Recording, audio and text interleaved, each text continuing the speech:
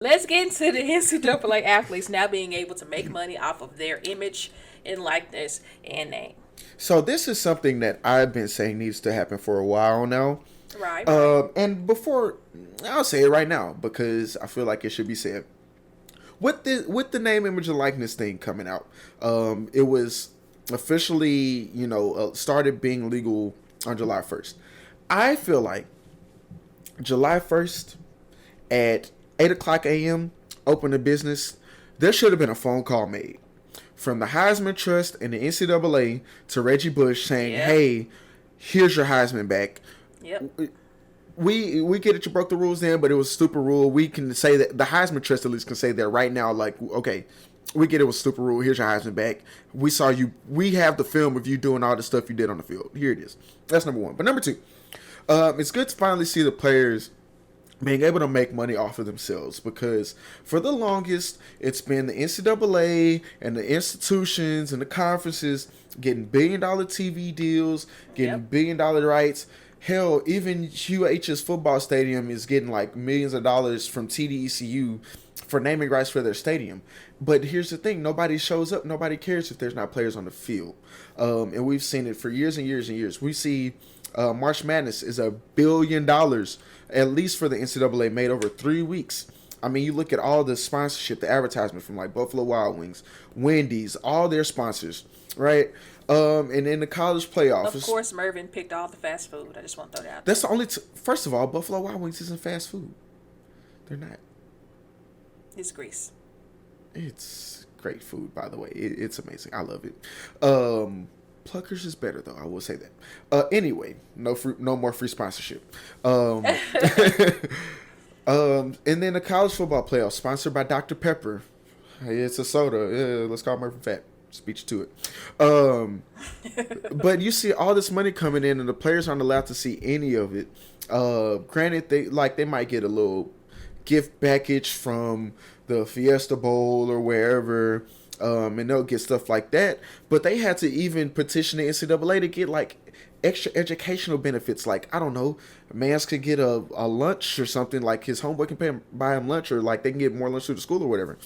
And so for them to finally be able to make money off themselves is an amazing step. We saw the first person that actually got a deal was a kid from Jackson State. He got a deal with a hair company. I would bet a bunch of money that I don't have that Deion Sanders had something to do with it, even though coaches and the school aren't allowed to do it. I feel like he probably has something to do with it, being that it was at Jackson State. But Question. answer. Quick question. Possible You said answer. the guy got his first endorsement was a hair endorsement. Yes. Question. Answer. Do you think if you had been good at a sport Uh-huh. and you made it to college, D1, NCAA, Right. do you think your hair would have lasted to get a hair sponsorship, or do you think your hair would have been gone? It wouldn't have, because I would have been putting on a helmet more and more, and it would have really been Right. gone. Right. I'll admit Mervin that. has no hair, by the way, guys. I'll admit that. I'll admit that openly. I don't care. Because you had hair when we met. Yes. And that was in college. Right. But it started deteriorating real quick, huh? It didn't really deteriorate. The hairline is really what went. It was full. It was That's full what I up meant. here. It But was just the it was the top. hairline, and I was like, again, I'll tell y'all like I tell everybody else. Right. When my dad, who was bald, got on FaceTime with me and said something about my hairline, I said, okay. That was a Saturday. Tuesday at 8 o'clock in the morning, I was in the barber's chair. Hey, what you want? Okay. Cutting it all I didn't off. mean to- I know. I You didn't brought mean it to up. interrupt you, but You brought it up. But we're seeing guys like Spencer Rattler, the quarterback for Oklahoma. He came out with his own logo that's actually pretty sweet. It incorporates the S and the R. It looks like a snake and stuff. I see that one. De'Aaron King, former quarterback at Houston, Is now it in you Miami. now? Yes. Is actually like making a company to help other guys like get their sponsorship deals and like kind of guide them through it. That was very smart. That's very smart, actually. Very Because I don't have to smart. do that much. And then I think I could be wrong, but I feel like everybody at Miami, like, is getting some kind of money off of this. Jordan Bohannon, he's from Iowa. He got a big deal. He got a deal. Bo Nix signed a deal with a tea company. So we're seeing like all these guys finally being able to make money off of themselves, which again shouldn't have been a problem because me or you, Ashley, We weren't college athletes. We could have gone down the street. If Twitch was a thing, we could get on Twitch, Cameo, whatever place. We could go get a deal with somebody because we did something great off of our name and image and likeness, and been like, okay, yeah, I'll take $10,000 for every appearance. Absolutely. But Johnny Manziel almost got in trouble because he was signing autographs, because you can't make money off of yourself. And I'm glad the Supreme Court said it. That violates so many antitrust laws. It's ridiculous. And I don't know how they got away with it for this long.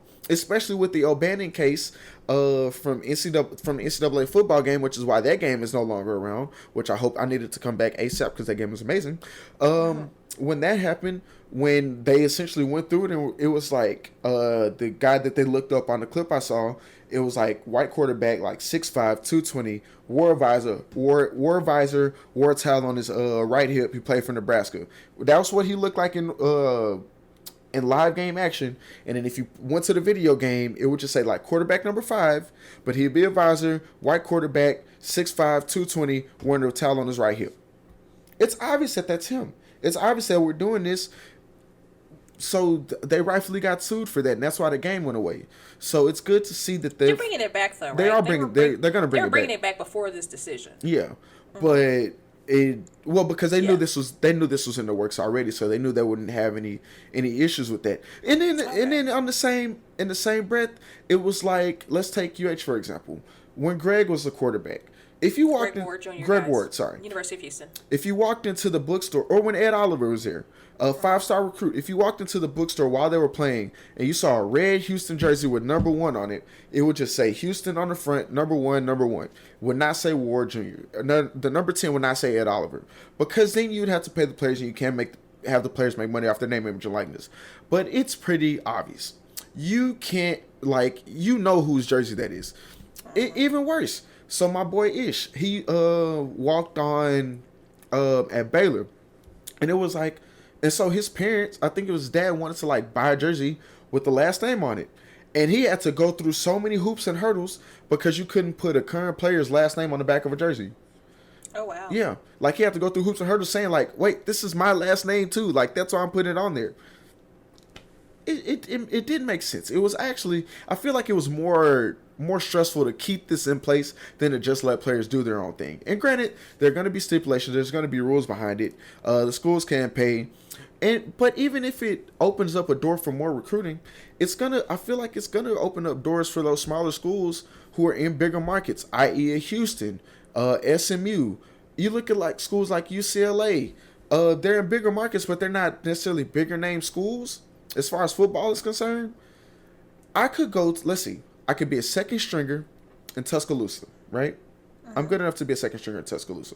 But there ain't really a lot going on in Tuscaloosa. They got their donors, they got their boosters and stuff, but it's not really a lot going on there. But if I could be number QB1 in Houston and say get a bigger deal in a bigger market, I don't know, big company here, Shell. Let's just say Shell, just for a name. Shell wants to offer me a few $100,000 to say, hey, I put Shell in my car. Yes, absolutely. And that name is going to be a lot bigger because you're in a bigger market. It kind of opens that door up a little bit. Yeah, this is definitely, because we've all been saying athletes need to be paid. Them little stipends wasn't doing nothing. And then we got into Title IX. If colleges played athletes, then you would have to pay everybody, equally the same. So then people got to, okay, well, how do you figure out what to pay some athletes and not to pay other athletes? I feel like this is great, okay? Yes. Everybody getting, what they deserve, basically. Yeah. So, if you're a starting quarterback, you're obviously going to make more than the left backup tackle running back, yeah, on a team, or the backup running back, or, the slot receiver. You know what I'm saying? Yeah. I think this is definitely a move forward for sure. Because what did I say? Well, you know what? Listen, I'll be talking about, I read a book one time that said The $40 Million Slave, where, you give these athletes all this money and then you say you can own them. You know what I mean? $40 million slave. But think about college. $1 billion industry and you ain't getting paid nothing. Nothing. Not a dime. Not a dime. And then you get in trouble for going on dinners with people and having those people pay for your dinner. Right. Or you're getting Crazy stuff. or you're getting in trouble because your mom just happened to get a house somewhere close to the school. Like what? I don't get it, man. If you want to move, Or accepting some shoes from somebody. right? Like, Or again, like Johnny signing an autograph. You know how much you know how much money Johnny Manziel would have made in college. He Oh, would have for sure. he would have been a millionaire before he hit the league. He would have For been a sure. millionaire. Yes. it's funny you say that because I know a few guys who are pretty big in college who wish they were in college right now. Like Yes. one of the A guys lot in of guys particular- are saying that right One now. of the guys in particular I know, Mervin, think about it. Homeboy would have made some good money Yes, he would have. in college. Yes, he some would real have. good money. Yes. And then this especially also around helped- here, especially around Houston. Yes. Oh my God. Big money. But also when it comes to the NCAA men's basketball, bruh, Bro, that right there is gonna be. Bro. Listen, the one and done. Zion would have been. I won't say 100, but Zion would have made a cool 5 to 10 million for that 1 year in school. But the one and dones though, think about how many one and dones there are. There are so Yes. many one and dones in the NCAA Men's Basketball Association. Listen, that keeps guys there longer because they're doing one and done. Because they're like, okay, I'm not getting paid here. Let me go make some money. Right. If you can be making money in college and give yourself some more time to develop, I'm pretty sure you would make Exactly. more money in college and give yourself time to develop. So, yeah, for sure. And- It was wrong for them not to be paying them not being able to make money off of myself in the first place. Right. And actually, you brought up a good point, and I'm glad you did because I missed it. You mentioned the Title IX aspect of it, like what ramifications it would have for that, because it would. Can you pay the football team a base salary of $1,000 a month and not pay the women's basketball team anything? You're gonna get into a tricky area there, but like you said, Right. with it being somebody who's not affiliated with the school, you can pull that off. You can do it to where it doesn't matter because it's not through the school. You can get paid whatever you want to, and we don't have to worry about it. It's going to get to a point where the school is paying them as employees, but I'm sure look. Let's cross this bridge and let's make sure we're good here first. I had something else and I forgot. I had something else and I forgot. You pulled them. I don't remember what it was now. Yeah, but this also, I'll let you think. This is also going to make room for, the young, whippersnappers to really get the honeys. You know what I'm saying? Because they already, listen, Mervin, if you was a top athlete at U of H, wasn't you getting the honeys already? They probably were. Now were. you having swim parties with nothing but women at this point. All the Instagram Now- models up on, like, come on. Now Mac Hayek is giving me a free Hellcat. Absolutely. Come on, girl. What's up? What's up? Ladies, it's gonna be so much harder for y'all to keep y'all men who playing football at these other schools. You know what I'm saying? It is because 'Cause- they're gonna be making money in college, first time away from their parents. Yeah. Y'all might wanna, you might want to let that go. 18-year-old with a $20,000 contract. Yes, please. First time at the house. But speaking of the women, I saw something that it was like you're not just gonna be able to say, "Hey, I'm a quarterback for the University of Oklahoma." Like you have to have like a following and stuff. And you know who usually has more of a following? The women. Like women basketball players have a big following. Or like gymnasts and stuff. Not It's more than no, obviously football not more players. than, but I'm saying they have a pretty big following, and they have a bigger following than some like male athletes. And so what I'm saying is they're in a good position too, to where they can make just as much money because if you look at like Instagram and like YouTube and stuff, they're not more active there, but they have more people following them. They're women. That's how it goes. I wouldn't say just enough, just as much money. For one, I don't know a single a single college women's basketball player who has more followers than, say, a Jalen Hurts did when he was in school. I'm just Or saying. Oklahoma's quarterback. Like, I'm just there's saying still it chauvinistic opens people in up. the world Yes, there are. who don't know nothing about the women There in the are. women's sports. There are. So, but then you get into, okay, you have, not calling myself chauvinistic obviously here, but like me who would be following the athletes and stuff that I, follow and, like to see them play. But then if you have the woman who's on, TikTok, Instagram or whatever, maybe not even like, okay, maybe her bio says she plays basketball at Oregon or whatever, But she also posts other videos, like stuff that women like, and now you're getting the girls, like the young girls, involved in stuff, and now you have a bigger following like that. That's what I'm saying. Interesting. I would Yes. say Skylar Diggins was one of the biggest names to come out of college women's basketball, and her following still was not of what, say, a Jalen Hurts was when Well, he Jalen was Hurts in college. played at Alabama and Oklahoma, so Okay, but you mentioned Oklahoma's quarterback before when you said, say, Oklahoma's quarterback versus, yeah, no, not even close. It's still disparity there too, guys. It is. But some of the prettier women do have a lot of followers. Yes.